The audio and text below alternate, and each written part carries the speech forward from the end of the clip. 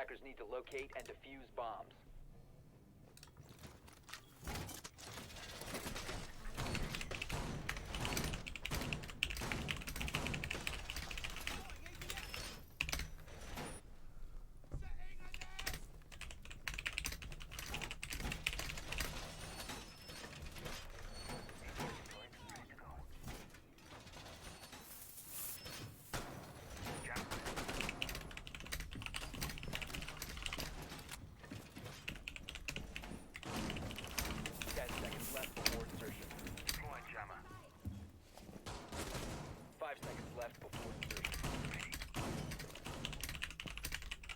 Attacker's objective is to locate a bomb and defuse it.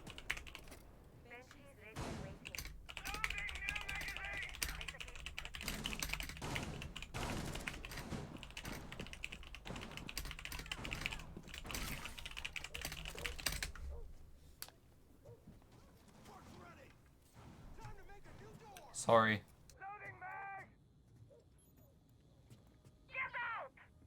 Attackers have located a bomb. Look out, it's live. Take cover, it's hot.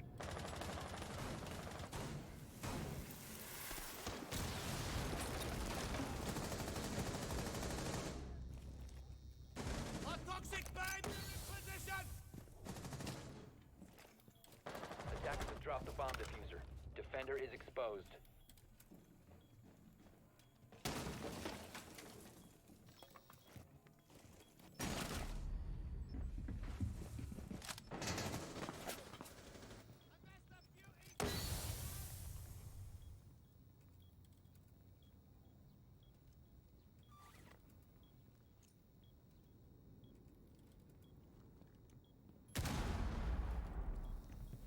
Attackers have recovered their diffuser.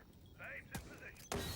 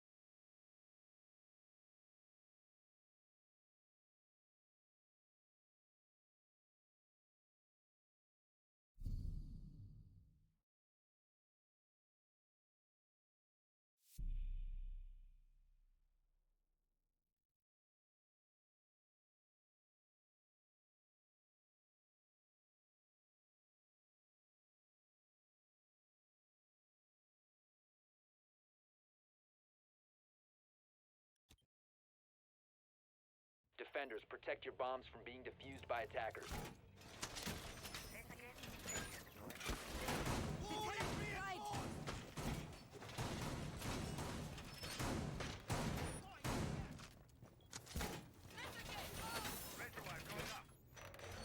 Wall secured.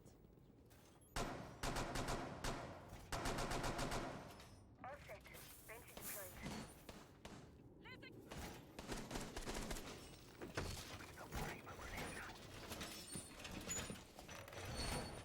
10 seconds remaining. Wall 5 seconds reinforced. remaining.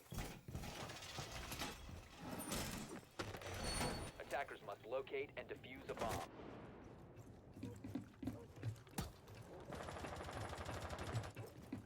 Gamma ready to activate.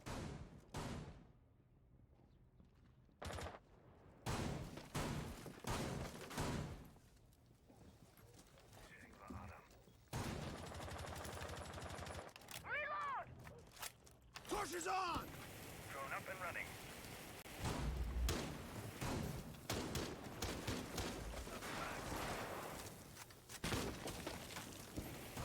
Loading new mag!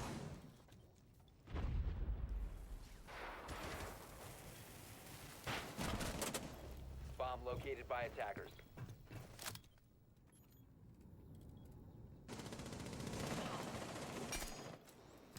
Casters, both your audios have just dropped. Can you refresh?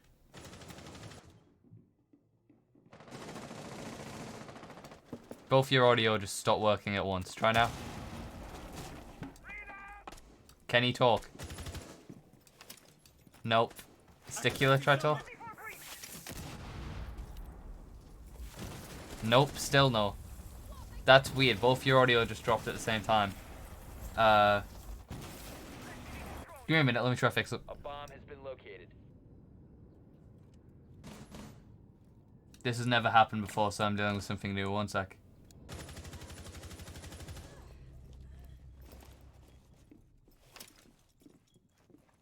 Setting Selma.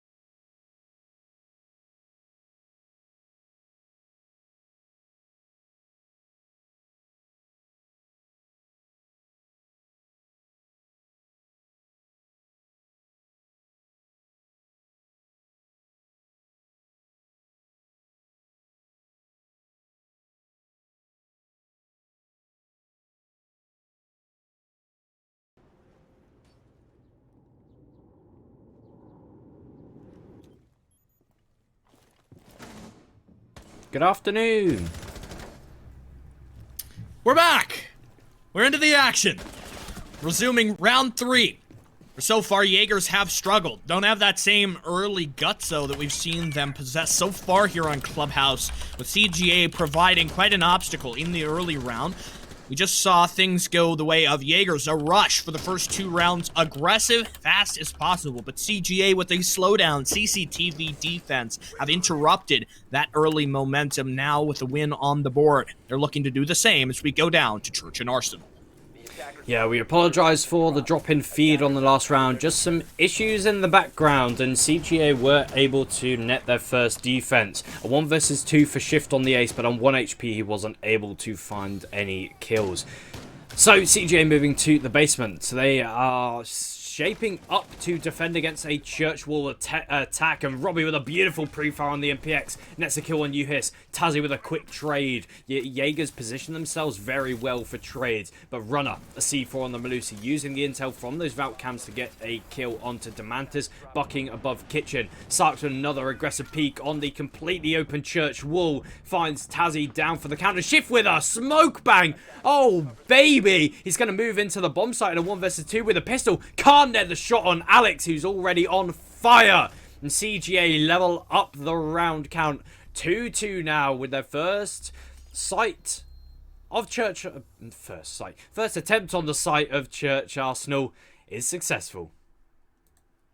2 in a row. Jaegers not attempting that same early speed and stealth, but they still have netted 2 attack wins, which is traditionally what we expect to be the case here, and Jaegers have 2 more options. Eventually, if CGA keep winning here, they're going to have to attempt the tertiary objective, and that's exactly where we go now. Gym and bedroom last time, Jaegers wasted no time in their assault, sent a 2-man contingent to secure control of the cache extension. Once that was done, they moved a lot of pressure early despite a TK. We still don't know the exact circumstances surrounding how Tazzy died to the exothermic. I guess perhaps just getting a little bit too antsy. Once that had opened, a complete flood. Jaegers to storm in, control of the B side, and they got the plant down. I don't think that's going to be the similar situation as we see here. Usually Jaegers in their rush game are defined by the presence of a thermite over the ace. Yeah, and I think we just have to look back. Maybe, obviously, you at home haven't seen all the rounds that we have, but Jaeger's only victories have been 2 breach rushes. 10 seconds remaining. And when you actually lose your structured takes, that doesn't sing to me that you're very confident on rounds where you actually have to go through the motions and go through the checklist. When you're winning the rounds based off of an explosion into bomb site and catching the defenders off guard, Jaegers, they've been structured throughout their play, and now attacking onto Jim, we have an east side spawn. There's going to be a heavy emphasis on clearing the cache side, and Alex inside a bottom garage. He's spotted out by this pre-placed drone. Really good drone work there from Paws. One of the drones is spotted out, and Alex, he gets pre-fired. Really good use of the intel off his own drone from Paws, and the man who has 8 kills in the first 4 rounds is finally shut down. Tremendous start here. CGA trouble inside the garage. Sarks is droned out. He'll leap over an aggressive move, but it's shut down completely. But another kill goes the way of the defense. Runner will pick off your buck. Kill is finally confirmed. Sarks sent to the grave. Jaegers with man advantage, but still struggle to get their early footing in approaching the extension. Paz looks a little bit concerned about the possibility of a roam, checking all the various angles, and finally taking control of garage, nowhere near the speed at which he had done this in the first sight of gym and bedroom for the tertiary success. Still the Valkyrie to worry about, though. You're not going to get past the shield without clearing it first, or, I mean, if Bomber, gets too aggressive, I mean, that's always an option here. You want to make sure that you keep that nitro for as long as possible. Drone comes up. Bomber, now spotted out, he'll retreat to play green box, and maybe hoping that his team can give him a little bit more support as Runner teases it close inside construction. Yeah, good time efficiency here from Jaegers. The drone work from UHIS calls the coast inside of Cache clear. And that means that Jaegers are going to be able to take construction control. But Bomber, he has the angle through the logistics rotate, potentially catch someone vaulting in the construction window or pushing through the cache door into construction. He's actually behind the soft wall, so the silhouettes elude me. But Bomber, he's eluding the scoreboard at the minute. Your #1 champion, not living up to the name, but obviously ranked and competitive, two very different ideologies. Tazzy gets to work in opening up this hot tub wall, but Runner playing very aggressive yet again on those Maverick holes. He's going to just scare away Tazzy. Tazzy now has to be wary of any more aggressive peeks from Runner. And as the clock dwindles down inside of logistics, Bomber, he's just waiting. He's the predator here. And he finally springs out. Nets one headshot onto Shift. But UHIS is there for the trade. The smoke canister's choking out the construction door. And Runner hiding behind the gym bomb. As Tazzy vaults in, he's going to be unaware of the Malusi's position. And Shift adding on with the smoke canister. It's all down to pause in a 1 versus 2. But Robbie is there to clean it up for CGA. 3 rounds in a row unanswered from Jaegers. And they finally move into the lead. Perhaps Jaegers should return to that early attack style of running in as fast as possible. They're having a bit of a struggle, and CGA seem to be the better coordinated team here on these clubhouse defenses. I think the one thing we could see, if Jaegers are going to go for the rush, they're going to play the ace and then 6-pick into that thermite. Otherwise, you can expect kind of the traditional rhyme for reason clubhouse that we've come to expect out of the last 3 rounds. CCTV and Cache. With Jaegers failing to net a win on the tertiary bomb site, doesn't give me a whole lot of confidence here in round 6. Attackers need to locate. Yeah, that... It's difficult for Jaegers. Obviously, the only rounds they've won have been those aggressive breach rushes. And in their ranks, that could be kind of tempting to go for it again. But it's risky. Breach rushes, we don't see them often, and there's a reason for it. Because they're not a consistent strategy. Tazzy and Shift on the duo hard breach, pulling big weight for themselves. Obviously, Tazzy with a 3k in one of those rounds on the CCTV attack. The 1 versus 2 to win it out for Jaegers. And Shift putting in a shift. 5 kills on the ace. And it's always good to see your hard breaches are able to frag out, because that sings praises to the talent in your ranks that your hard breaches are able to frag out, especially against the likes of the players on CGA. Alex, he's going to be going for a jump out on the Adam window and not being watched too late by Dom. The cover, he gets the refrag, but a trade for a Jaeger for a Maverick heavily favors the defense. Say goodbye to any swiftness in getting open the wall, but it seems only with the Mute Jammers standing in the way, the Selmas will be able to do just the same job as you would expect out of Maverick and his torch. At a 4-on-4, anyone's battle, but losing Tazzy not only for the powerful clutch gun that we've seen him play, but also those frag grenades, which are so crucial to CCTV and Cache, always needing something to try and disrupt a defender position. Got a reorientation. It looks like Jaegers with some plan of a split take, moving in from Master and Jacuzzi Balk respectively. No one from CGA ready to contest inside of construction proper like we had seen in a previous round.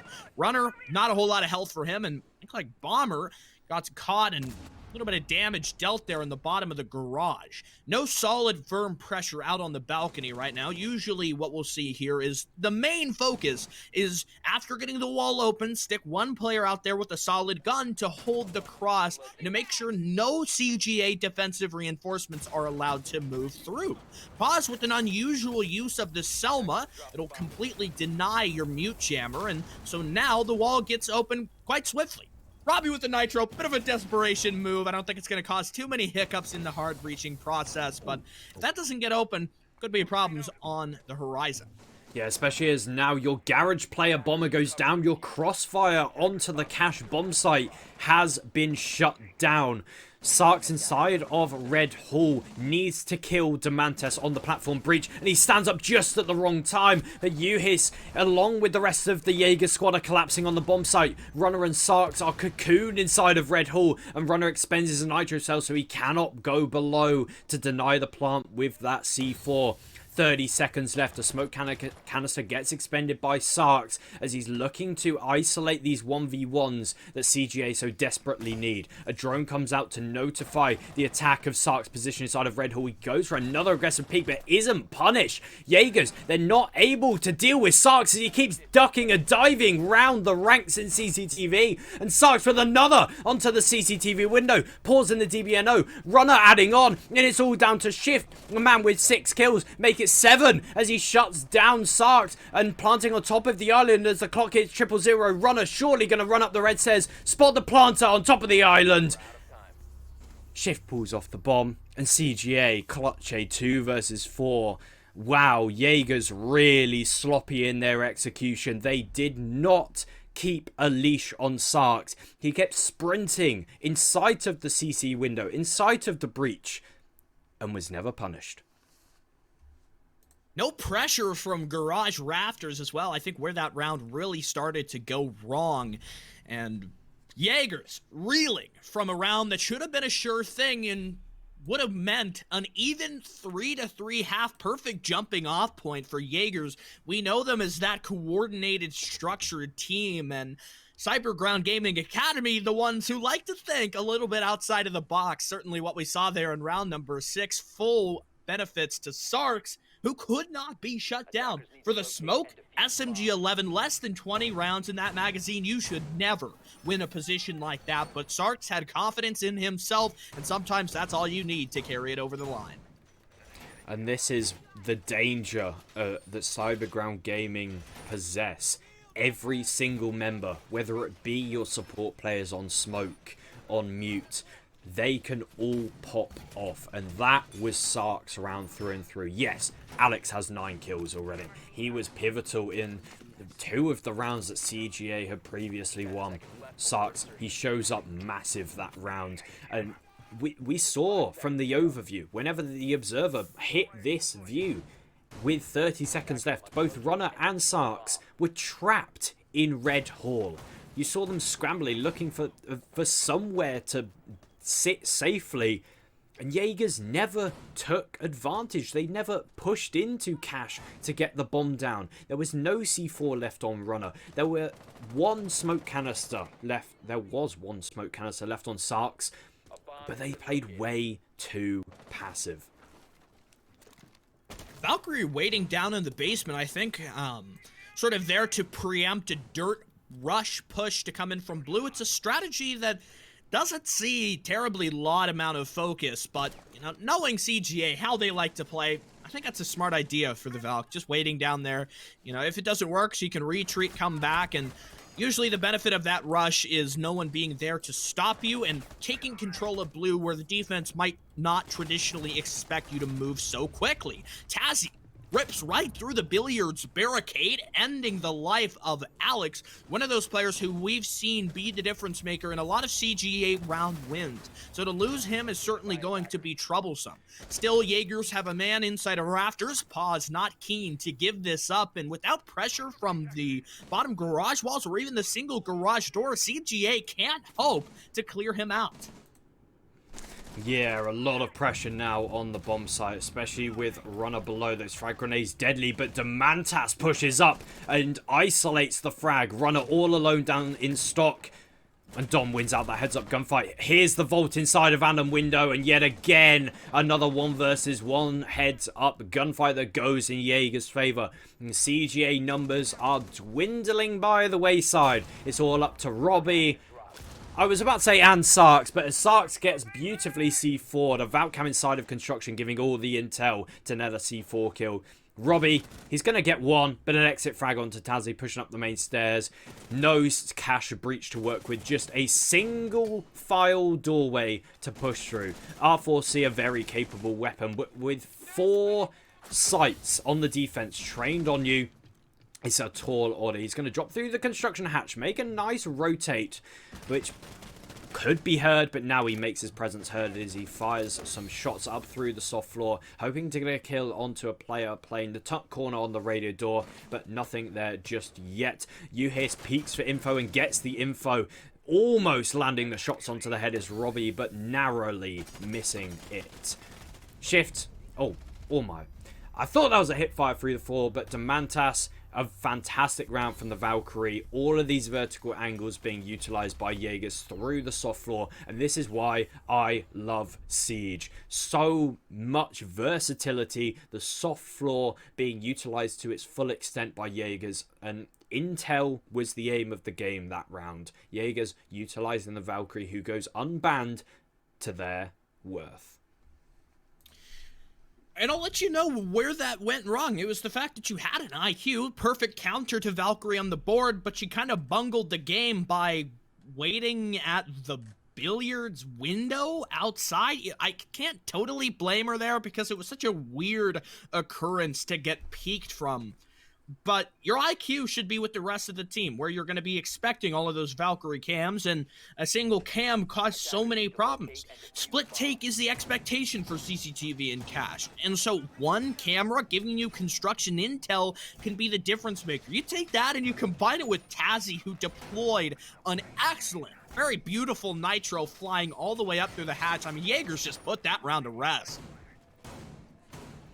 And here is the aforementioned in the pre-game. Jaegers roam on the basement. They ban Hibana for a reason. They want to be able to expose the weaknesses in the offense when they only have the use of the Ace, the Maverick, and the Thermite. But now we're seeing the Maverick being swapped out for a Thermite by Sarks. And that means that these mute jammers on the CCTV breach and the hot tub breach aren't going to be able to easily be cleared. You're going to have to... Oh, an unfortunate disconnect at the start of the round, but at the start of action phase with no damage dealt, there could potentially a rehost be called, but CGA aren't calling for it. A pre-fire on the spawn peak from Demantas, a drone giving away that Vigil's intentions, but CJ not able to capitalize on the information, just remove 50 or so HP off of Demantas, but his life stays intact. There we go. We got Sarks back in the lobby, sent to the drone game, and Jaegers, of course, their bread and butter with the SSG roam. No impacts there to deny the hatch, and Runner, he'll pick off Demantas. Robbie waiting at the barricade. Lifeline prepared, it's open, rushing right in! Robbie, he's torn apart by Tazzy. The R4C won't save you there when you're shift Wing to fly on through, but Alex with the perfect recovery, peppered with bullets from deep within the backside, and here we go for shift and pause, coming through, the Jaeger goes huge. Jaeger shutting down any plan of offensive success on the church basement site. You see some fantastic display of mechanics on the side of Jaegers. They're able to stand up to the task that CGA proposed to them. A lovely round 8 scoreboard. Thank you for from our observer Noah. We see 100% cost on Uhis, that man who still stays on that supportive role of the smoke, but has been moved to the Ash on attack. Uhis has been the supportive member for Jaegers for so long, finally freed up, and you can see why. He's having masses of impact on this game so far. Really good ratings on the side of Jaegers so far. Unfortunately, one member of CGA just falling slightly behind the rest of the squad. But with the round count level, teams are able to have one player not performing, especially Bomber. He is on that Maverick role, which is a very difficult role to get kills on. You're always exposed to those breaches. We've seen Tazzy on the other side when he was attacking on the Maverick be killed on one of those Maverick tricks on the CCTV breach, because you are very exposed. The blowtorch is a cumbersome tool and a gadget. You're not able to pull your gun out at the blink of an eye. It leaves you exposed to those aggressive peaks, and CGA, they have the attacks, but they've lost their initial 2, so we need to start seeing something from them. They didn't deal with the SSG roam last time. They just went for a kitchen dirt, and it was shut down by Jaegers. Eventually kind of just have to decide to go for that full confrontation shift. Blue window peek, he's at the ready. Finds one, a little bit of damage onto Runner, but not able to earn the kill. Sledge given a stark warning. Benefits to him, manages to survive. Nitro launched. Not sure what the plan is there for Shift, but it's read through as Alex makes sure that won't happen. And Shift moment dropped in chat. Pause. Perfect descriptor of exactly what we saw go down. To lose your Goyo early, that's kind of a problem, especially for this cash extension. Now, Pause and Demantis are going to have to play a little bit more passive because they recognize it's going to be a weakness. If one member falls, if the site becomes understaffed, that could leave open CGA to execute a huge rush, giving themselves back the lead that they had held at the end of the first half. And here comes the pressure. CGA file on through. Free fire from Robbie. Demantis shut down dual pressure from Runner. A split option to try and cut down this extension. Tazzy still holds back, but dealing explosive damage. Pause. A big kill. Perhaps CGA getting ahead of themselves. Not a full clear. The pistol. Pause for his second, dueling inside of Cash, holding back the waves of the offense. He may find a third through the wall, and he does. Pause on a triple. And Tazzy adds on. No ace for Pause, but there's still potential for the 4K. Oh my goodness. The Jaeger keeping Jaeger's esports in command in a round. And Pause falls back to the bomb site so that his team can play the numbers. Play the 3 versus 1 and not allow Sarks the potential of a clutch. Tazzy on low HP obviously means that he is going to go down very quickly to this 5.56, which packs a massive deal of damage. 47 or so from a single bullet. The player positioned on the master bed using these slits. This is a disgusting angle. You hit even with the 1.5 scope on that 9mm on Frost. Frost has become so popular on the gym bomb site because these Frost mats punish all attackers that try to vault in any of these windows across the balcony. If the Thermite attempts to vault in one of these windows, he's going to have to look down before he looks up, and that surely will be the death of him. He moves back into Cash because he knows there's no chance that he's able to jump in the site windows. 20 seconds left. The Gore shielded construction pop from Logistics. Tazzy able to land a few shots on Sarks, and the crossfire from that master bed angle through the shield. A disgusting placement of a shield that works in Jaeger's favor. A fantastic round yet again from Pause, the man on the Jaeger. Showing up huge, and Jaegers finally take the lead after they had it all the way back in round 2.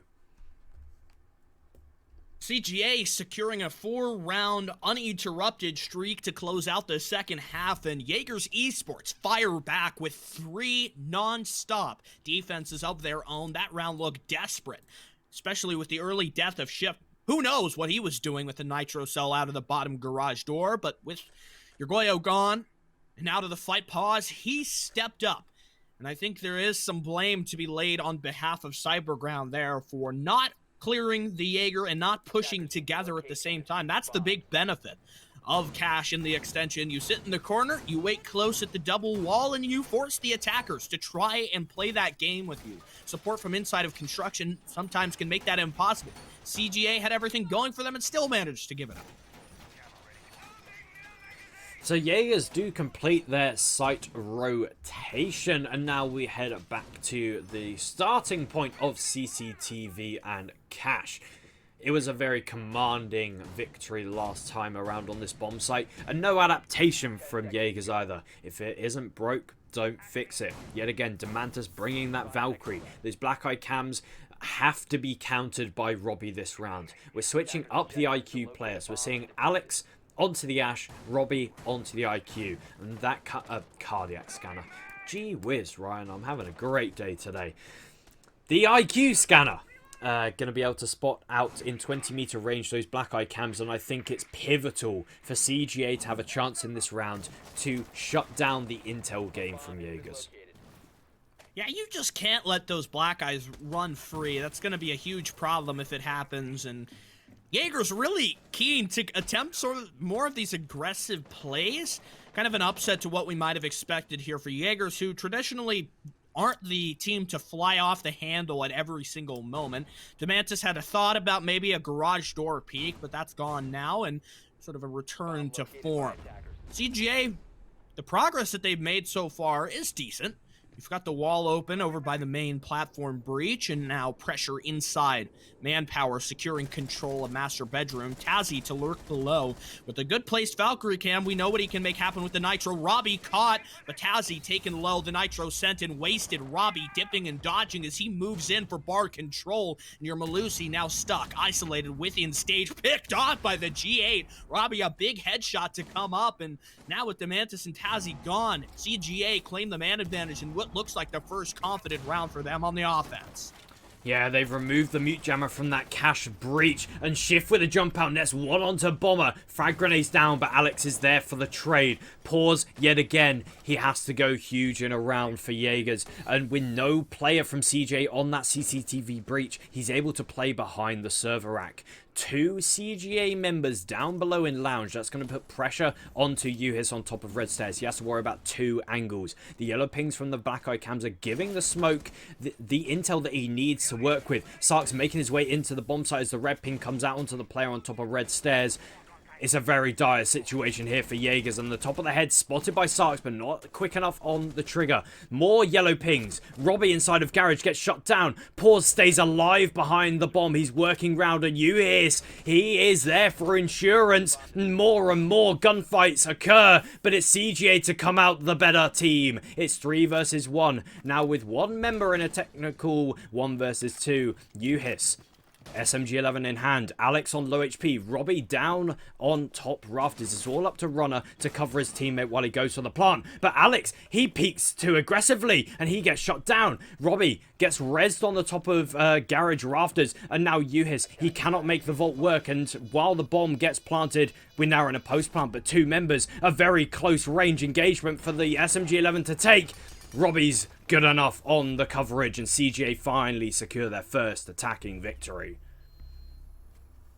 Uhis, man, it feels like every time he's in the clutch, he's almost there to make it happen in quite an impressive round. We'll go back to the replay to see how he made it happen. That pre-fire, if that had landed for pause, I almost guarantee you that would have been a Jaegers round. The way that they played in the clutch, almost mirroring what we had gone down earlier on CCTV, where things came down to a 2 versus 4, and the advantage for Jaegers didn't last long in that situation. Moving next, round number 11 on the docket, and an opening. Will we see Church? Yes, because the alternative, bar stock, Kenny, I don't think we're really going to be heading to bar stock anytime soon. Yeah, we could have seen a reattempt of CCTV cache, but I think that attack from CGA just overwhelmed Jaegers in so many departments. They lost their 2 players lurking down below, Demantis and Tazzy, both inside of stock and bar respectively, shut down. There were yellow pings coming out from drones on CGA's side, and the pinch from Runner outside stock door, and the IQ of Robbie inside of bar was just too much to handle. They open up the bomb site of Church and Arsenal with this SSG roam, but a interesting change up. We've got Tazzy on the pulse. Thank you, Noah, for pointing this out. We don't typically see the use of a pulse on this room. We see the likes of a Legion or a Maluti to halt the site rush that may come out through Dirt Tunnel or Blue. But Tazzy, he's going to be able to get that intel from the cardiac scanner, and obviously the ever mentioned pulse wall and pulse spot on this bomb site.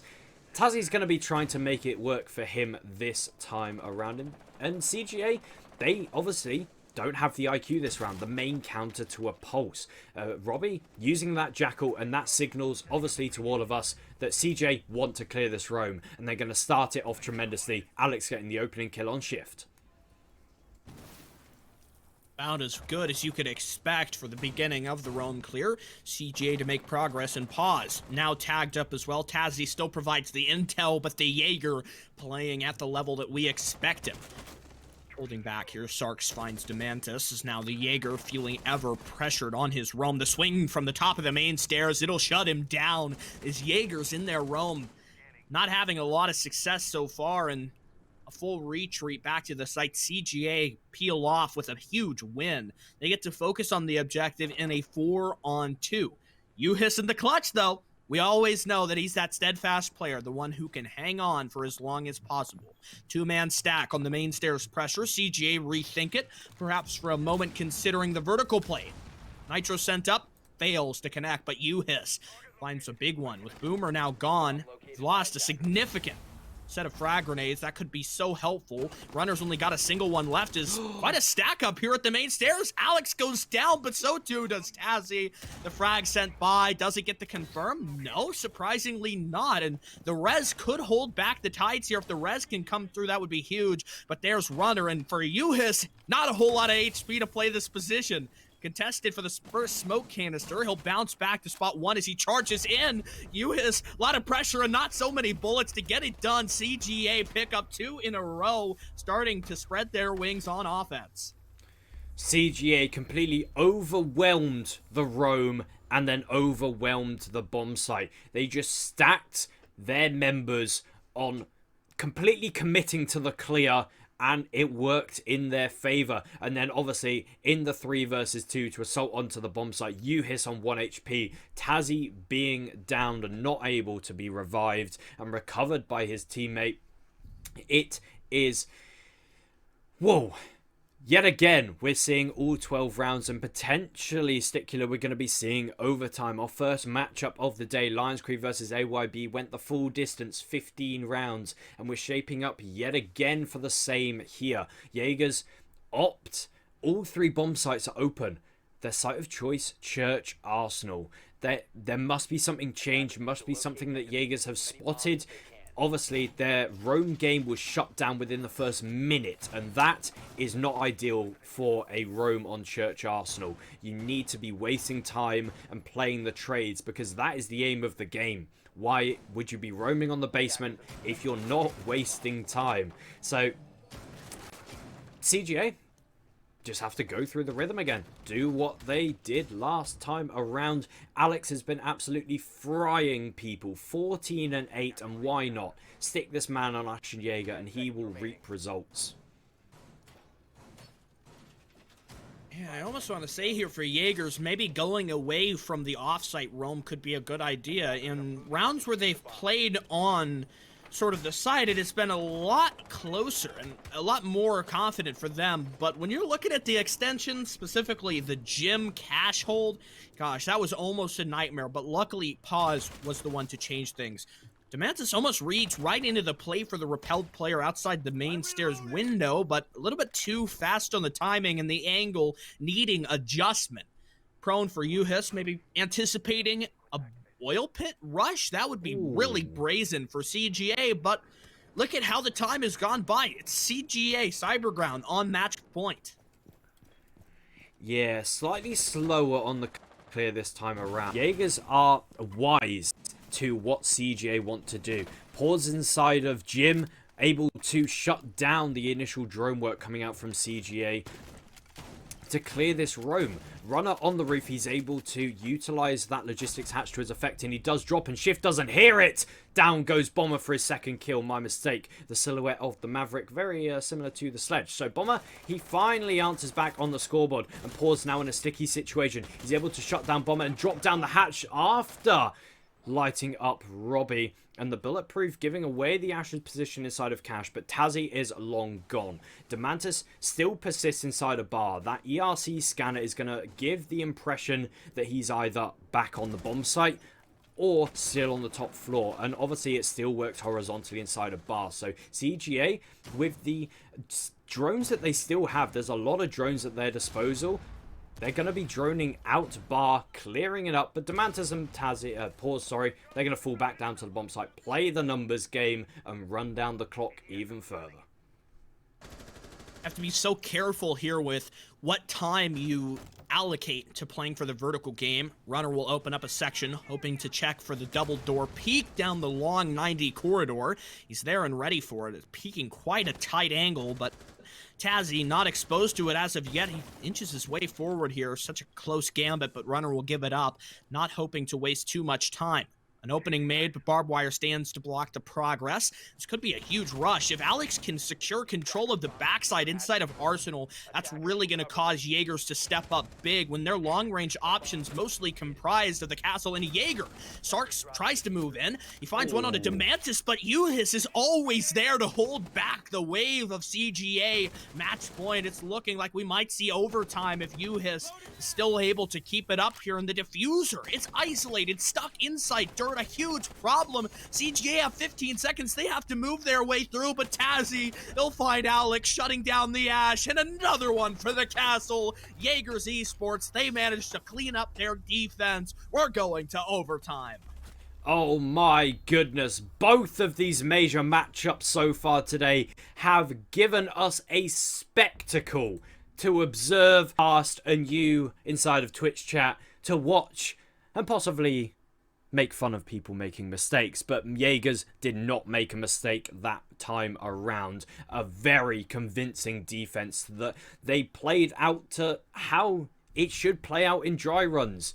Round 11, which they lost on their SSG roam, they were shut down so quickly. The entry from CJ was quick into the map. The drones were not denied by Jaegers. This time around, they denied the drones. You saw Paws hunting for those drones coming through Hot Tub. He nets a kill onto Bomber inside of Logistics, falls down the hatch. Dom also falls away all the way back down to the bomb site. And there we have it. Jaegers secure overtime. Both teams secure a point. The question is, who will take the two? Who will level it up with Lions Creed on the table after Playday 1? Jaegers have the defense in overtime. And throughout regulation, defense has been the favored side. Both teams with a 4-2 split on their defenses. But we see it so often. Just in overtime, something happens and the attackers just spring to life. And that could potentially happen from CGA. Yet again, some more flexing on operators. Runner moving over to the Zafir. Robbie back on the IQ. Stickler, another overtime. Could be going all the distance. I think something important to keep in mind for those of you who have stuck with us since AYB versus Lions Creed, it was the leadership that really carried Lions Creed over the line in OT, even despite having the difficult task of setting up 2 OT attacks. The IGLing capability led to a situation where a counter strat was developed and executed perfectly. You hit slate reinforcement, locking off the wall already Selma's used successfully, opening up the jacuzzi breach and the frost, not wanting to feel that pressure inside the bathroom. The difficulty here is, last time we attacked this objective for Jim, CGA seemed to have a pretty good idea how to get control of cash. The struggles is how much time they waste, how much resources are developed and spent to take control of this, and what that means for the future of the attack once cash control is secured and the focus moves to the bomb site proper. This cash hold is stalling out the CGA attack. Bomber has access to that blowtorch, which will allow him to open up this wall that is keeping Demantas safe. Pressure now comes from down below. Bottom red stairs, and Bomber makes his entry into top red, shuts down Paws. His gun has been firing on all cylinders so far, and he will not be a factor in the rest of this round. And after his partner in crime on the cash side falls, Dom makes a retreat back to the bomb site, and expertly so. Jaegers, yet again, they want to play this numbers game, and I don't blame them. It worked last round. Can it work this time? Shifty position for Demantis, pressured by Runner from out on the window, and knowing that his gym hall retreat is completely blocked off by Robbie, he'll go down.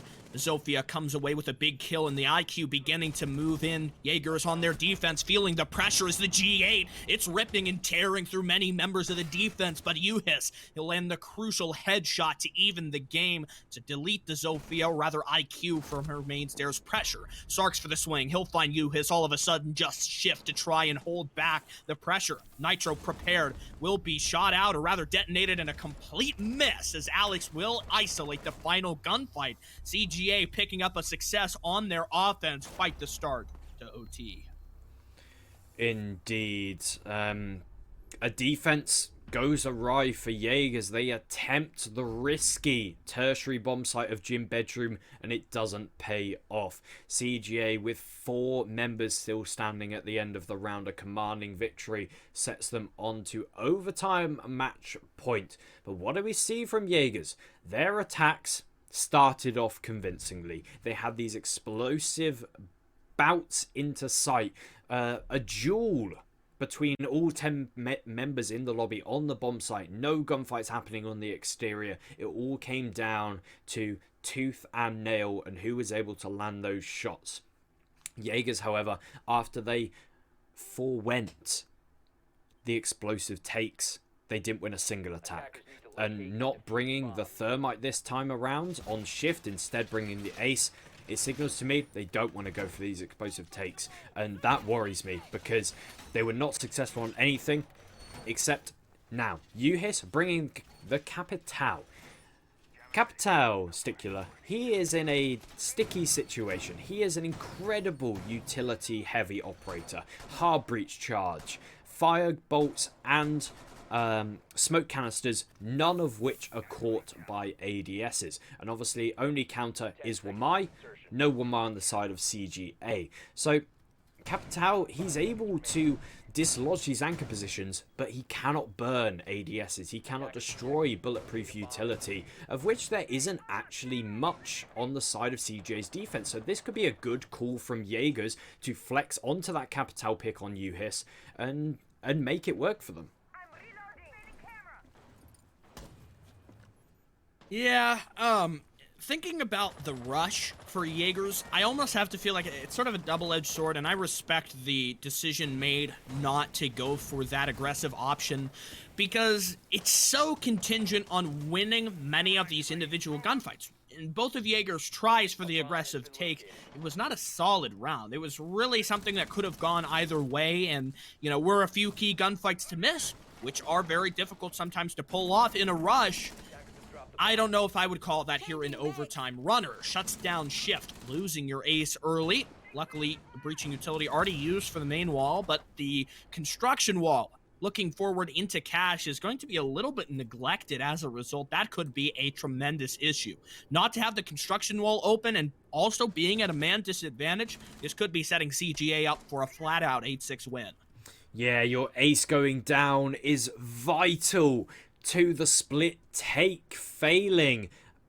And Jaegers, they're still going to set themselves up in construction when they have no hard breach on the shift left. But why is the Capital so vital? He has the hard breach charge. Thank you very much, Noah. That still has the ability to open up this wall, albeit not as a bigger breach as the Selmas do. Another aggressive peek on the server window nets the runner a second, and the jump out nets him a third. This young gunner is absolutely popping off and sending CGA through into the overtime victory. A 1 versus 5 now for Paws, who is absolutely decimating people on the defense, but he can't find anything on the attack. It's CGA to win it out in overtime, 8-6. They secure themselves 2 points. Jaegers get a consolation of the singular. Congratulations to CGA. Yet again, Stickula, another fantastic major game that we've just had to witness. Wow. What a way to end our second best of one and an overtime defeat for Jaegers, despite looking fairly good in some of those attack rounds. The flawless to cap it off there, definitely showing that CGA, they can show up to the playing field for a map like Clubhouse, which definitely can play into more of that sort of defender-oriented structured play. Sometimes it looked like they were out of their depth a little bit for Cyberground, but Jaegers really struggled to get over the offensive hump. When they weren't playing that aggressive rush, they got shut down, which is quite uncharacteristic, I have to say. For the more coordinated team, you would expect them to have that drilled into their mind. 6-8, we'll see them move forward. The round differential does head to Cyberground, which I believe will put them ahead of Lions Creek. They take the #1 spot. We have another best of one left to be played, but in the meanwhile, we'll be sending things to a short break. Stick with us, the intermission, and then we'll be back.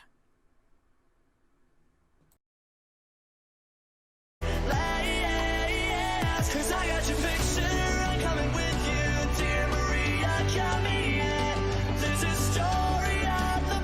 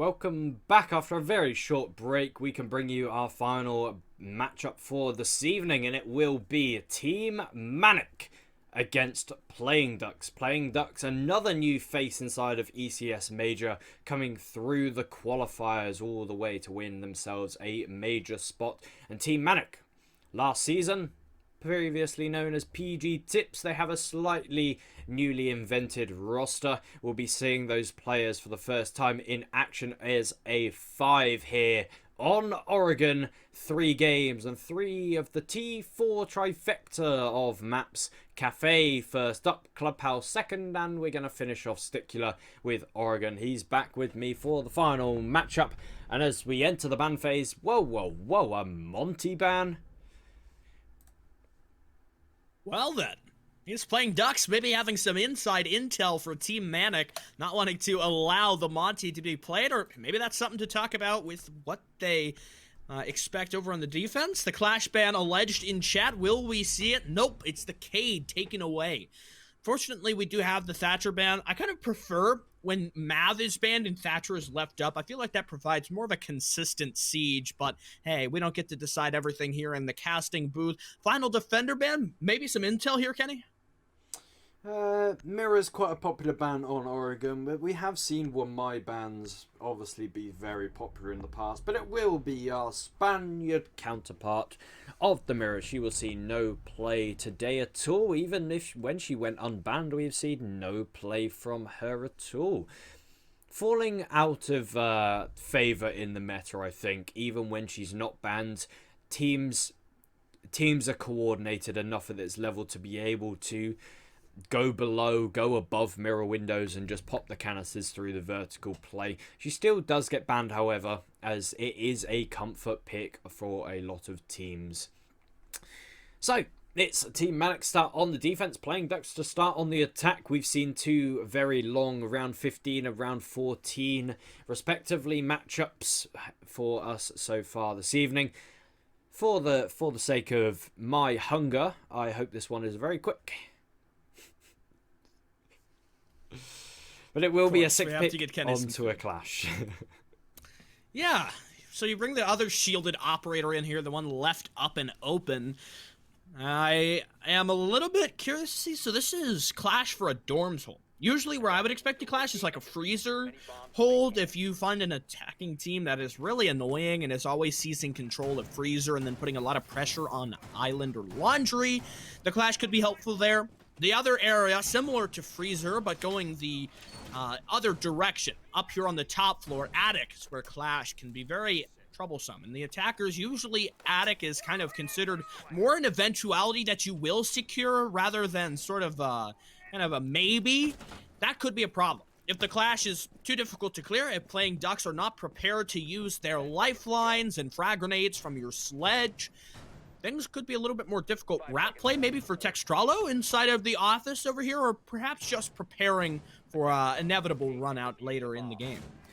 I think if P-Ducks do go for this big tower master take, which is so popular, Textrolo's ready. He's got the small tower window prepped, and anyone rappelling up to the likes of T3, as we see the silhouettes are rappelling up the default cam, giving away Textrolo, giving the intel, sorry, to him, but P-Ducks are ready for it. They check it, they fire some warning shots towards it, and Textrolo falls off the angle. So early control inside of T2 had 4 Playing Ducks. The Zephyr going below inside a meeting to remove the bandit wires on that attic breach. But as soon as these X-Kairos detonate, Playing Ducks are going to be faced with the grand prospect of a Clash staring them in the face. Clash definitely the operator best at maintaining eye contact here for the defense. A lot of pressure moving in. Habana inches her way forward, and still Para in reserve to use that Sophia lifeline as soon as he wants to try and get rid of Instinct. Support from the bandit playing off of this, sort of acting as a mobile mirror window. Not going to be the most fun here in the hard breach. I'm not sure if that was intentional. The way that it has gone down with a bar still left, reinforced in the middle. There are remaining X-Kairos, I believe, for Rorik, so if he wants to go about clearing that, it still is available. The pressure here and the time waste always something that you're going to worry about. Acids, whoa, misses a freebie onto the Bandit. Frag grenade sent on by the low health Bandit will pick off one. Does remove the Zofia, but that's a lot of lifelines to lose and options in clearing the Clash to no longer have. Yeah, your main counter to the Clash has been removed from the round, and Zidane, although he does have the R4C in his hand, he's gonna be very, very disadvantaged in taking any gunfight, especially restricted by a Clash. Texrolo is lurking inside of T1, and with the lone member pushing Attic, it looks like that Safir, yes, he has knowledge of the attempted flank from Texrolo, but he's wary of his presence being known, and Texrolo is just going to play the time, count down the clock. He's wasting the Sledge's time, and Safir does finally go hunting for Texrolo, but it's Texrolo to win that engagement. 4 versus 2 now as Attic control has been retaken by the Jaeger, and shots from Acids narrowly missing the head of the Malusi inside of Hobo, and all up to Zidane now. He thinks that Texrolo's still inside of Green Hall, but no, he's repositioned all the way up to Attic. The angle from up through the Attic hatch not giving Zidane a good enough angle onto the Jaeger, and now he's just going to reposition down below inside of Zulu, looking for exit frags. Of course, the Ash player, you've got to get those exit frags, pad the stats for this season, but he's not going to net himself one. Survivability 100% on the Ash, but it's Team Manic to win the first round. Yeah, that Clash strat, a little bit too much meat on the bone for the defense, and playing Ducks not able to shut it down. I almost wonder what they could have done differently there. Clearing Clash is not something every team is prepared to do so, and maybe bringing the Capital, that's the option to shut this down. Hibana, now it seems like maybe just the 6 pick to hide away this additional way of clearing, though maybe Instinct thinking about a 6 pick of his own. We'll watch Rorik to see if that happens. It does, on both sides. The Capital picked up to use to clear the Clash, but you're not really going to need that anymore. Yeah, I have to echo your concerns. The Clash on a top 4 defense is very rare. You would typically see her being brought for this defensive basement setup. She can either hold the tarps angle onto the barrel's door, or freezer, depending on the side of choice of the offense to attack, either that laundry or that supply area. And P-Ducks, I like their attacking composition. Rorik on the Capital. We spoke of Capital being brought in overtime on the previous match on Clubhouse from Jaeger's Esports. Playing Ducks, they can clear elbow so easily with the Capital fire arrows. You don't have to go through the rhythm of using flashbangs to burn the ADSs. One Capital bolt gets fired in unimpeded, and that's elbow cleared. Of course, you have to place those fire bolts precisely. If they overshoot the mark, it could allow a gap for the smoke player to take advantage of. And obviously, why is the elbow hold so strong? Smoke, SMG-11 and M590 excel in close range engagements, and that is a tight corridor inside of elbow to take a gunfight against the smoke that you will lose 9 times out of 10. Aggro play for Textralo. Shots exchanged over by T2, but only the attackers able to get any damage done. Difficult spot there for the Jaeger, and playing Ducks now have a little bit of intel, knowing more about what Team Manic are going to play for this site. Kind of an extension to be set up. Acids getting a little bit more intel. He'll work his way through, finds the Malusi waiting for the pillar hold. A Banshee on the back stairs as well. Definitely something playing Ducks need to think about as far as where their soft breach is deployed.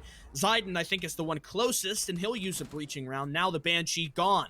You have the pillar pressure. Zidane's going aggressive. He'll file his way down. This might not totally be predicted. In fact, it's not, but the wide swing shots missed. The Valkyrie will hang on, and now you've got difficulty there. The Aruni gate stops them from moving any further, and Zidane, his opportunity, that window now slammed shut in his face as he's taken away, and playing Ducks a stall out. here in the second round. Smoke to be used. Cross coverage allowed as the push goes on by. But Panda quite aggressive here with the shotgun, inching his way forwards at the ready to shut anyone down. The black guy feeding plenty of intel. This could be such an important play. Panda exposed. Oh no, but a beautiful miss as he gets shut down. Sapphire there at the ready and no reinforcement. Shut down for Elbow. That's going to leave a gaping hole in the middle of the B site.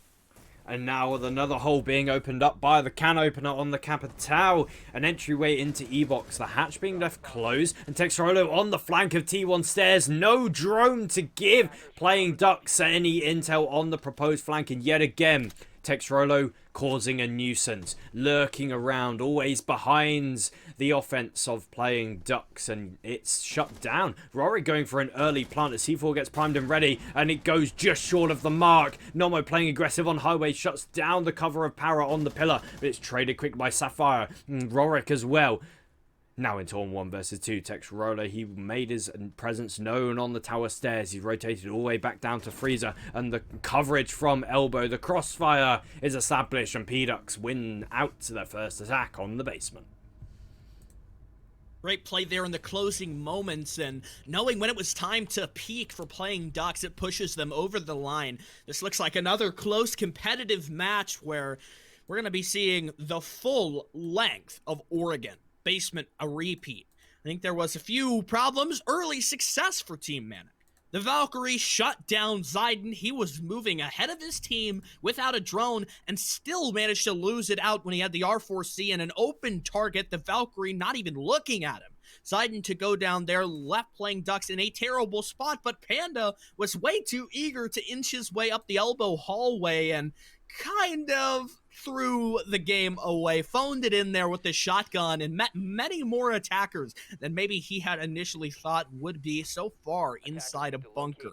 With a repeat here, I think Team Manic have the right idea as far as the strategy. Laser gates to lock off Elbow, making sure the push through doesn't happen there. But the one criticism that I can give is the attack rounds on this site are not won by denying entry from Elbow. It's denying that sightline completely. You get somebody on that outside in Elbow, shuts off the possibility to peek from Freezer, to come in from the long haul, and even to an extent, the rotate if you have the Nitro shut down. All those three mixed together give a perfect setup to allow Playing Ducks a plant on the north side of storage. Yeah, last round that was such a questionable elbow take, but we had 3 smoke canisters, 2 from the Ace and 1 from the Capitao, just to cut off the line of sight from Elbow. And I think if Panda chose his gunfight, the one pellet that he could fire out wisely, the sledge would have been gone. He chose the member furthest away with a shotgun to take the engagement with, and unfortunately punished for that. If he moves his crosshair slightly to the right, uses the sledge goes down in 1 pump. And going down very early, that's Texrolo, your nuisance. The lurker on the side of Manic is no longer a presence in this round, and Fexel as well trying to obtain the refrag up the tower stairs. Yet again, it's an early kill on the side of Playing Ducks. And a huge advantage to leap Playing Ducks over Manic. You have very little manpower. You can already see the effect this has had on Panda. He's so hesitant to play close at the deployable shield. Instinct, he's going to lock him off, but it's a fake. Panda will back on up instead of playing the aggro position, and no one there from Playing Ducks to try and swing the hull and deny the reinforcement. Namo waits, starting to feel a little bit of pressure. He's isolated, drops down to shoot the drone. Oh my, is he going to be able to hold on here? Goes for the pre-fire. The Zofia juts him down. Para to rip him apart. Playing Ducks, a 5-on-1 brutality. Rorik to charge down the staircase. 4 kills. Playing Ducks, another attack. Flawless in this interpretation. Oh, you saying the word brutality really sent chills through my spine. That's the eyes of a good caster, when you can send chills down the spine of not only the viewers but your co-companion on the desk. Playing Ducks with 2 successful attacks onto the basement, and that puts them in good stead for the rest of the matchup, already hitting that wonderful total of 2 offenses, the golden number. And all they can do and hope for is to add to that total and really give Manic a run for their money. If Manic end up on a 3-3 or even 2-4 on their defenses, there's a long road ahead of them to even secure a point. And with the first Playday, all 4 teams that we've seen already in action, already securing at least a point, both games going to overtime, they're going to be left in the dust, especially with day 2 of the major, well, not Playday 2, but just tomorrow. We've got the remaining 2 matchups. If I quickly skim over it, we will see the matchups of Skittle.jpg against Arctic and Bulldog against Footprint Gaming. And those 4 teams, they'll be wanting to climb the ranks. Of course, no teams yet securing all 3 points, so top spot in the leaderboard is up for the grabs. But if Playing Ducks, they keep up this momentum, they'll be looking very, very convincing for that number 1. Quite a surprise what we've seen today. Usually, sort of the issue is not one team kind of, or I guess both teams playing at an equal level. Usually one team kind of struggling and the other playing to that strength. So far, not only in the first 2 games that we had, Cafe and Clubhouse, but also this one on Oregon, it feels like 2 strongly matched opponents who have a strong capability here. Zayden waits at the door. He's going to try to go in, but still a little bit wary. Goes for the drone. Does he have any intel? Seems not. Dextralo could be lining himself up for an opening pick to decimate Zayden as soon as he gets the entry going, and I think the Ash is still waiting here. I wonder how this is going to go. Is Zayden going to move in? Does he have the intel? Oh, the rat play. Zayden, he makes the opening, but waiting on the other side is Textralo. He'll pick off Zayden, shuts him down. Manic in the advantage. Oh my, Textralo's just, as you said, the king of the rat play. He's just able to find the holes in the Playing Ducks drone work, and that is the sign of a good player. He's able to find the difference maker in rounds, and Siege is a game of small margins, and Textralo already looking to exert himself on this tower flank yet again. Para and Rorik already far up attic, and Rorik, he gets taken down through that open attic hatch. Textralo doesn't even need to make it to tower to make himself known. It's another kill for the Jaeger player. And Textralo, I have noted time and time again how much talent this man has. It's just when Manic can able to find a solid 5 in their roster, Textralo can really start to shine. His strength as a player cannot be understated. For Playing Ducks, difficult spot. 3-on-5. I guess you could sort of work this as a 3-on-4, given that Clash doesn't have a gun actively in the fight. But even still then, that is so annoying. To try and push it, to be at a man disadvantage, fighting against more opponents, more manpower than you yourself have to staff this offense. And then throw the Clash in the mix, slowing you down, giving Z-pings calls, maybe pulling out the gun in a moment of desperation where Playing Ducks don't have their guard up. All of those factors are not going to be fun to deal with. Sapphire, he moves past security, doesn't check, but what? Para beats Textralo? Don't ask me why or how. Para just smokes him right through the floor, charging in. Para finds himself uncovered in the mid-site. The Clash, oh no, it'll be all shut down. Namo from the head glitch position. Team Manic pick up another showing on Dorms. I don't even care about the rest of the round. How in the living world of everything did the big window player, what? Kill Textralo down in security without even vaulting in the window? What? That's incredible. She wasn't even... The only way I can think that she would be able to kill the player in security through those vertical angles would be rappelling upside down on the window, but we saw she wasn't. She just... Yeah. What? I'm just dumbfounded. I don't know... Cheat. Yeah, I don't know what the explanation there is. Yeah. Noah, can we go down to security? Because I wanna check this out. Let's sort of dissect this. Because I don't know, where would it be from the jump up? Maybe he was on sort of the box in that exposed part of his head, and Yeah. Para just threaded the needle. That's the only way that I can think that would ever happen, because that position, the reason it's so good is because the attacker cannot fight back. You just can't. Exactly. When stuck in that vault animation, you lose the gunfight. I'm not even going to say 99% of the time. You lose the gunfight 100% of the time, because you're restricted in how far down you can look when vaulting in a window. So that's just insane to me that Para's able to just peek from outside the window down through the holes and kill Texrolo. Just insane. But it doesn't really matter, because Playing Ducks lost the round in it eventually. So it's a 2-2 scoreline, and back down to the basement we go, and a roam from Team Manic on the basement. They have the meeting E-box hatch open, and it will be up to Fexel and Texrolo on the duo roam to protect it from Playing Ducks gaining that control.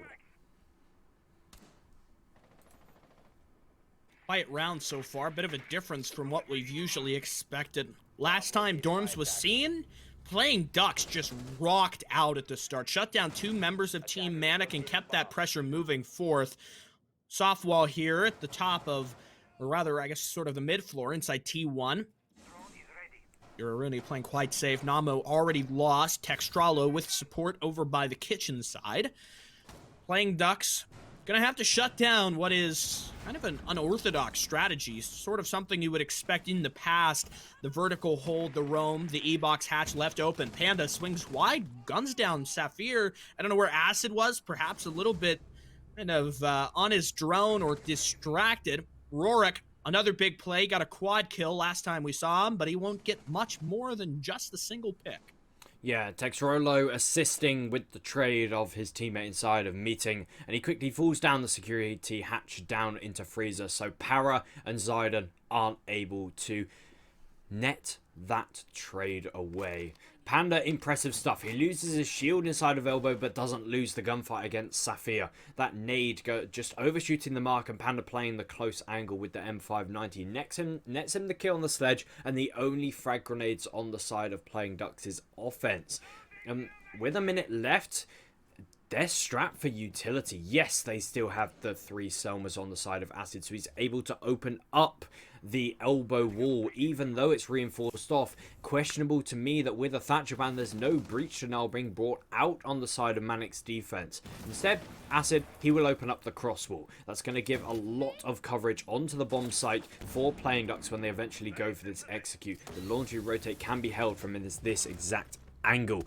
And here we go. The execute coming out. Acid nets a kill on the freezer play of Texrolo. And looking for a push-up highway is Acid. He gets one. But Instinct holding strong. He downs the diffuser. And downs Power as well. Zofia no longer has withstand in her arsenal. So it means that Zidane's going to have to chunk away the clock if he wants to revive his teammate. But he's going for the kill instead. Oh, walking up the freezer. But Instinct is ready and quicker on the draw. Oh my, 81 bullets. He doesn't need to reload. Bold man on top. I didn't know the man was bold, but boy, is he good at the game. What a play there. I think the intel of the Evil Eye giving him a little bit of a leg up that the offense Playing Ducks we're not totally ready for. This has been such a back and forth half so far. Team Manic pushing themselves forward. Now they have to finally see what the tertiary objective has to hold. We'll go to kitchen and dining. What I would say probably my least favored between itself and meeting, just simply because of the efficacy of the vertical play that you can get when looking at meeting compared to dining. Whew. Man, it's been a long day of casting, but I just can't get enough of it. All the talent that is being showcased today in the under 18 scene inside of T4 on ECS is just so incredible to me. We've got I'm so looking forward to the rest of the season, Stickula. It's so competitive. We've got every team.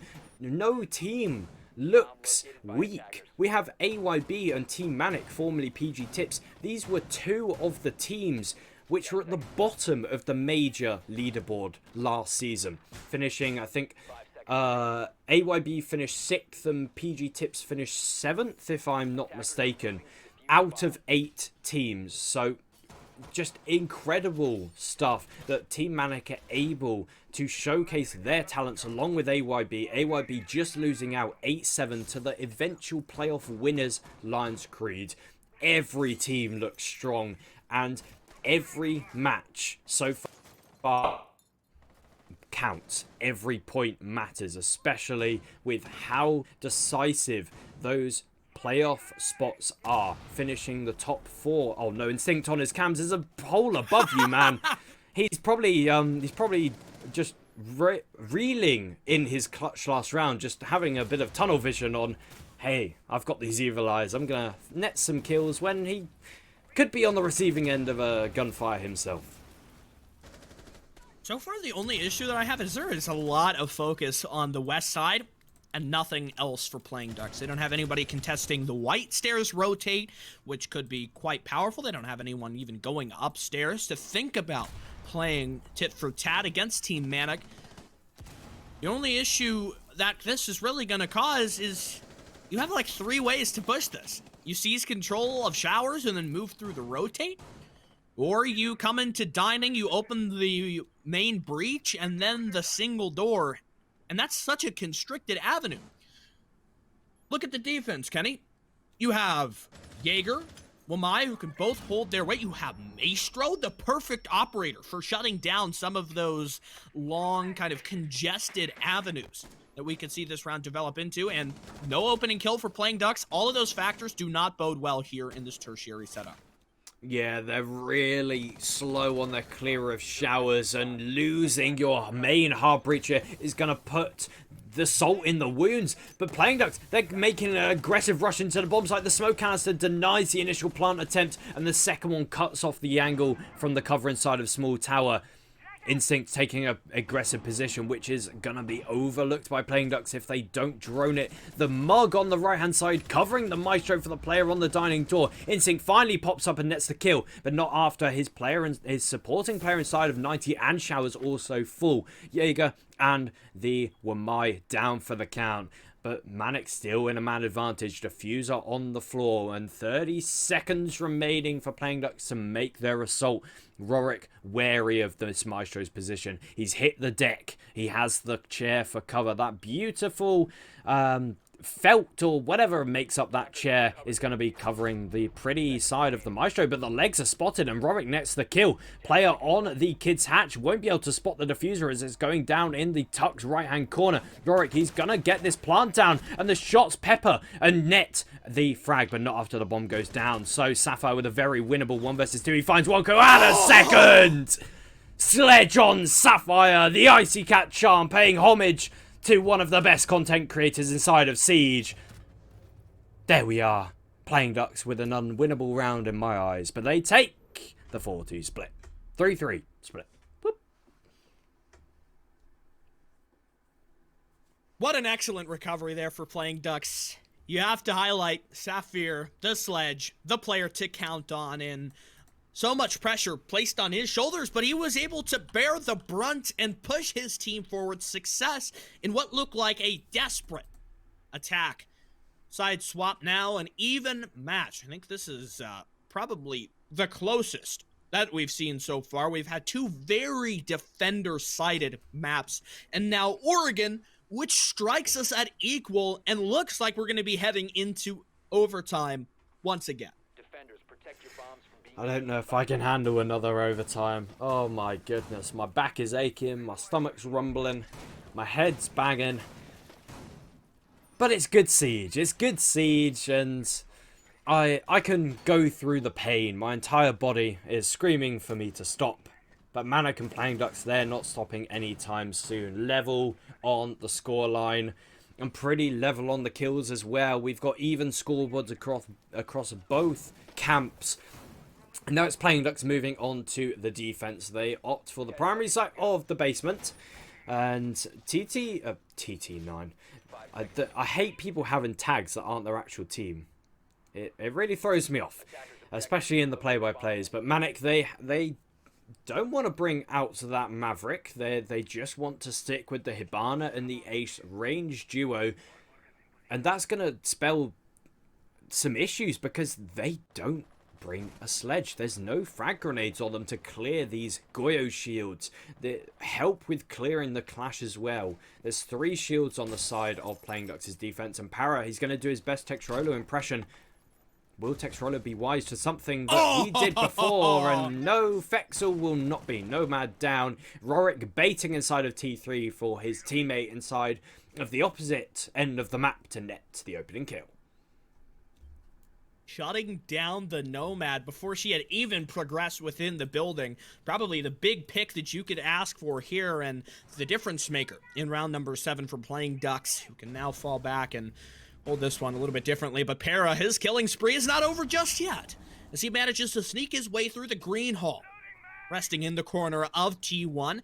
Goes for the swing. Will he be able to net one? Pre-fire lands just a bit of chip damage onto Instinct. The follow-up for the Ash. But Para, he gets his gun into the fight. Instinct to charge forward, but the wraparound just barely missing him. Para with the repeat, but shut down by Instinct with just a hair of health left.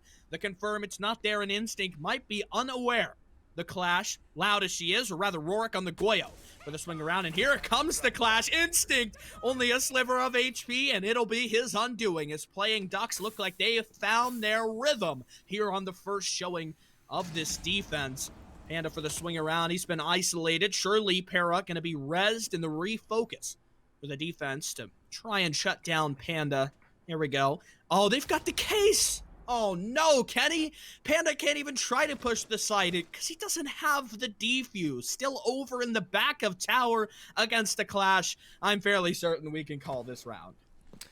Yeah, my question, where was Panda in all of this? While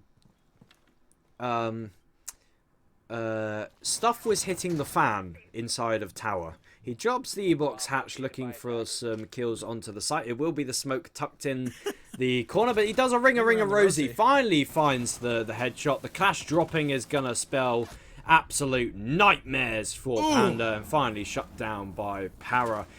Where was Panda when everything was going down outside of tower? It was small tower side. He could have easily entered into kitchen and cut off the green hall, rotate and shut down the Jaeger before he's able to net 2 kills. Questionable from Manic, but Playing Ducks, they secure their first defense and move back into the lead.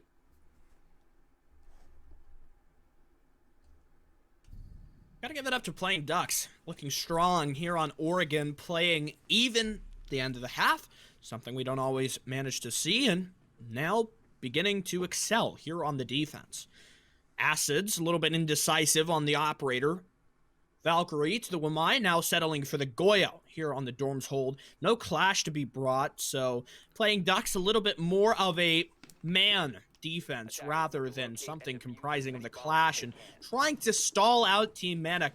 I think the Clash Band probably could have settled a little bit easier here, given that she has been a difficulty on both sides of the field and has been pretty troublesome operator. The big thing about Clash is something I talked about earlier.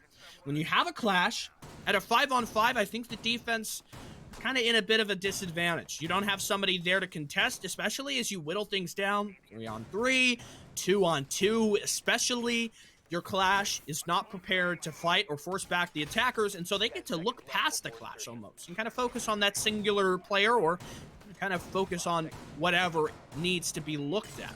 Now that you've got Playing Ducks, full 5, no Clash being brought, things are probably going to be a little bit more frag focused here in round number 8.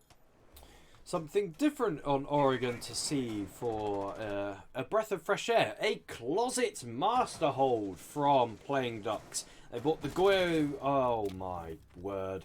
What? Sapphire with an elevated peek through the game's window. Yet again, Nomo, the opening death for Team Manic, and that's your Zafir, one of your main operators to clear away these ADSs, to protect these Goyo shields, and then obviously using the impacts to clear the Goyo shields. A tall Tall order for Team Manic to bring this one back. Panda using one frag grenade and a second to nearly get the kill on the player in Armory. But Para, he has the hatch reinforced and an ADS to boot. It's going to be difficult for Manic if they're not coordinated enough to remove that player from Armory. Bomb diffuser. Yeah, good luck dealing with him. Zayden will double down the swing. Here's Sapphire, middle of the lobby, but seems the Ash a little bit better favored in that engagement.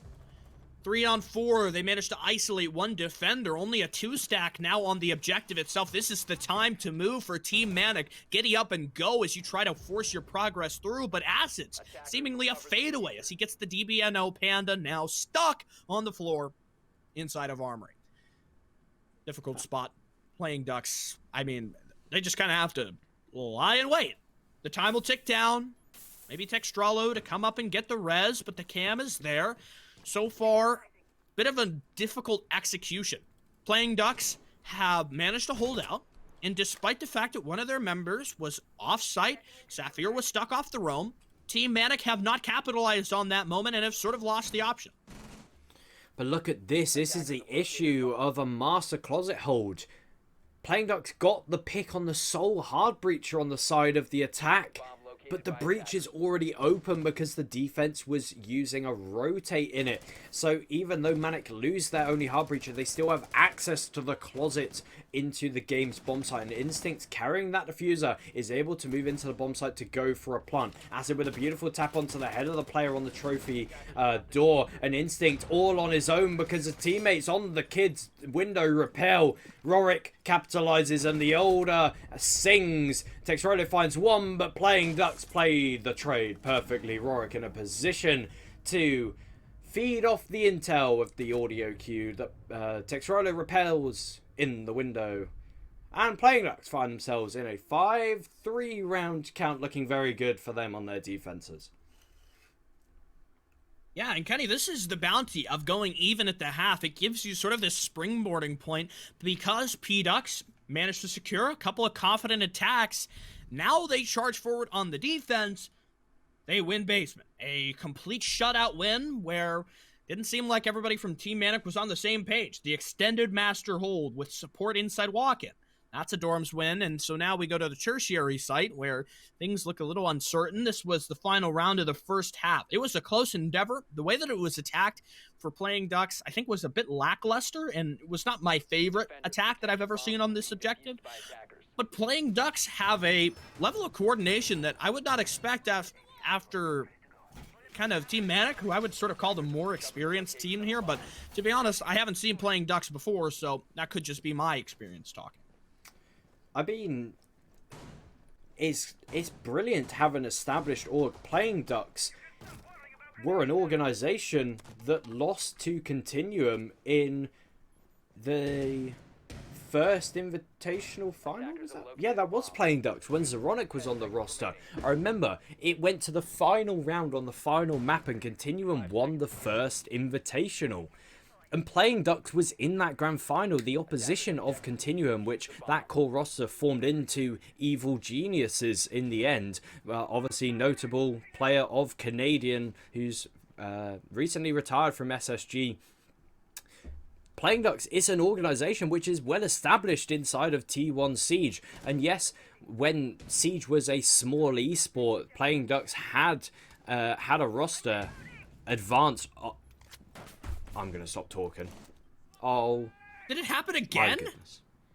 How do we just get these rounds where one player just completely onto the head of dumpsters? Panda. And that's why Playing Ducks is a very good org. Yeah, I mean, I don't even know where to begin. But Textralo does get the trade, so I mean, par for the course, it's not the worst position. Anyway. A little bit of a different situation this time. I almost got worried. I thought this was still dining and kitchen, and Textralo had kind of just assumed control of dining, but obviously things are a little bit more stacked towards the east, and this is a meeting setup rather than something else. Acid waits, holding off the Zulu Hall pusher. If anyone's going to try to move in here and get closer towards security, there is an opening, and I think this could be a larger problem at hand, but Poseidon doesn't seem to worry. You have the opening rotate made in security, but the defense continues to find pick after pick. Acids to swing out from the bottom of the stairs there. He'll get 2, but Textralo really staying at his weight and punching forwards against this Playing Ducks defense. If there's any player to clutch up, definitely going to be Textralo. Familiar, definitely one of the most experienced here on Oregon. And with the gun battle, I mean, the gun sense, gun skill to back himself up, but I mean, in such a situation like that, you have so many players to take out that you open yourself up to a move like that. One jump up, one crack shot, it's all shut down. An oversight from Manic's attack, not droning the freezer stairs when pushing into security.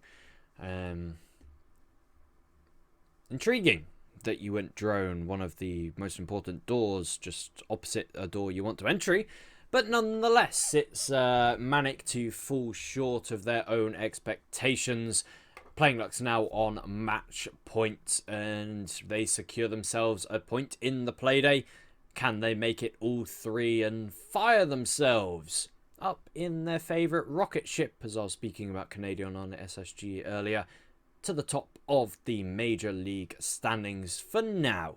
And a convincing potential 7-3 victory. That's decent for their round count, and if any victories of 3 points come out in tomorrow's 2 major games, it may not be enough to knock Playing Ducks off that top spot. So a good start seems to be the aim of the game for Playing Ducks. They're going to set their statement, a new team inside of ECS Major. They're going to obviously want to state themselves as a front runner for the season.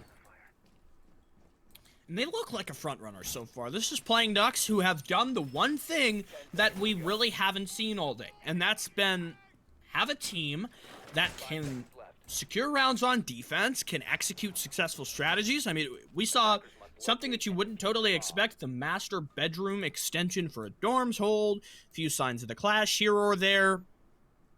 And Kenny, they also got more than 1 or 2 rounds on attack. And just because of that inequality, something that we didn't have earlier was successful attack rounds in regulation, and that sort of set us up where overtime was ensured. This is going to be so frustrating to clear. Acids waits. He's got a shotgun as well. I'm not sure what the Goyo rotate was there, but I mean, you just don't check the corner. I just don't get it. So many questions, so many question marks, and so many not answers. Team Manic, they've really stacked up on this bunker double door, and it's going to be up to Zidon and Sapphire to halt the progression. 2 guns which do have a very high fire rate, and one of those guns will have enough fire rate and enough bullets onto the body of Fexel to put him in the DBNO state. Power looking to peek through the earbox head holes aggressively to net a assured kill. But Fexel, he calls to safety and is able to be revived. The bait inside of the elbow reinforcement will not catch Manic off guard as they don't aggress into the bunker area. Texarolo lurking down the freezer stairs, hops on a cam, and that will be held by Power. Rorik on the flank, not clearing the map. Manic falling to their own complacency. And finally, they do have elbow control, but don't manage to get the kill on the smoke as he reinforces it off. Then, playing aggressive onto the E-box head holes, finds one, nearly a second. Shots onto Instinct, but is finished off by Power on the stairs. And Nomo, he's stuck, and he can't do a thing. GG's in the chat, and well played to Playing Ducks. They get themselves the 3 points, and they do secure top spot inside of Major Division. Congratulations. I've said congratulations to all 3 winners today, but most of all to Playing Ducks, because they did one better than we saw in the first initial matches. No overtime today, 7-3 victory, and I'm very happy because I can go and eat very soon. Got your mind focused in the right places here, but a fun set of matches. 3 best of ones and 3 intense showings on the first day here of the Major Division. 2 games that went all the way into overtime and looked like things could have flip-flopped either direction. This final one a little bit more definitive. Playing Ducks, 4 uninterrupted defenses and really showing why they are the only team today to secure the full breadth. 3 points to put themselves at the top of the standings. A few more questions we still have left unanswered. Will we see any other teams secure maybe a little bit of a better performance tomorrow and put themselves ahead at Playing Ducks? You'd have to get a 7-2 or better, which is not so easy, especially with the closely matched level of competition here in the major division. With that being said, we'd like to give a huge thanks to everyone who showed up and stuck with us despite a few hiccups and technical issues today. I've been Sticula, my co-caster Kenny, and as well the men working behind the scenes. Earlier in the day, we had Tricks observing, Noah for the second set of games, and always Grissom behind the scenes working the production. From all of us here, we hope to see you again for another set of matches tomorrow. The major division will continue, but that's us signing off.